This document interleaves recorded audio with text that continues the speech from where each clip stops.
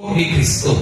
Una, sa Juan 1:14, nahimong unod ang pulong o bitabernakulo sa among taliwanag. So nahimong unod ang pulong.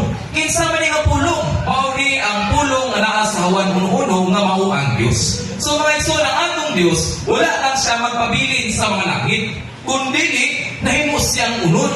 Nagpasabot nga nagpakatao siya igsuon higala. So ang iyang pagpakatao, siguro kabalo mo unsa iyang pangalan. Sa iyang pangalan, mga igsoon na higala, mauman si Jesus. Natao siya din sa kalibutan, sulod sa 33 ug tunga ka tuig, ingon nga kompleto nga Dios ug hingpit nga tao igsuon higala. Dahil sa usa ka adlaw niya na nalansang siya sa krus. Kabalo pa mo kung sa hinungdan ngano nalansang ang atong Ginoo sa krus? Tungod sa atong mga sala.